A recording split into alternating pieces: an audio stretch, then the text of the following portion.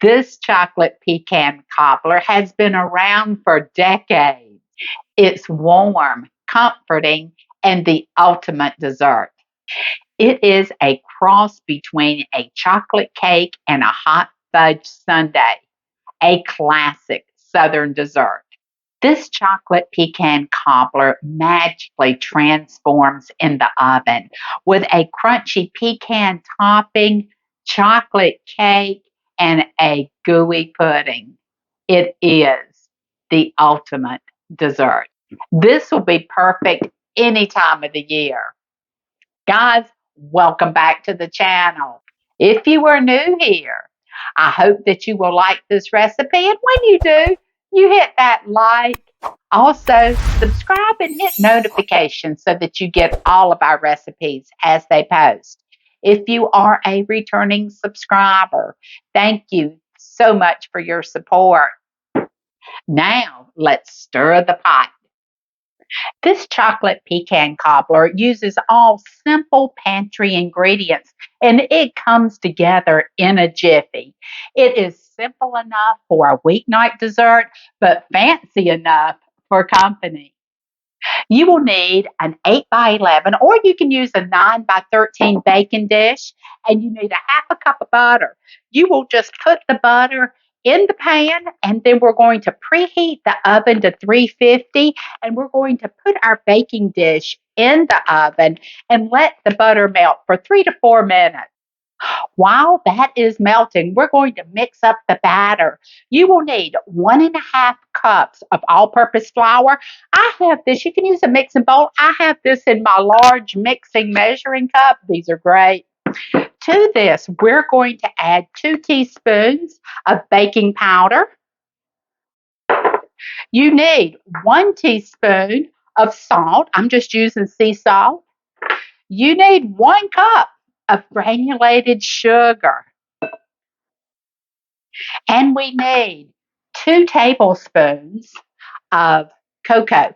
We are using this natural cocoa powder. You can use any Dutch powder, unsweetened, and we're going to whisk this together. We need to add the wet ingredients to this batter now. So we have 1 cup of, you can use whole milk. I am using 2% because that's what I had in the household. And we will need 1 tablespoon of vanilla flavoring. So we'll add all of this and we're going to whisk it until it's smooth. Whisk until just combined and then set aside. You don't want to overmix this batter. Once your butter has melted, bring out your baking dish and we're going to pour the batter right over the butter. Do not stir it. You're not going to stir this dish at all. Set this aside and we're going to start working on that pecan topping. For the topping, you need 1.5 cups of pecans or pecans, tomato. You will also want these chopped. I roasted mine last night, and if you are not accustomed to roasting your nuts for your recipes, do it. Just roast your nuts. It will bring out so much more flavor in those nuts. To that, you'll add a half a teaspoon of salt. You will add 4 tablespoons of cocoa and 1 cup of brown sugar. And you'll just stir all this together. Then we need to bring back over our batter. So I'm going to clean this up and get that batter brought over in front of us. You will add your topping on top of your batter and do not stir this, folks. Do not.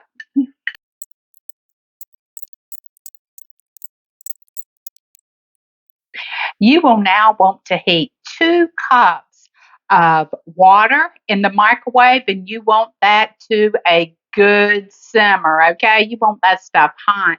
And you're going to pour this right over your cobbler.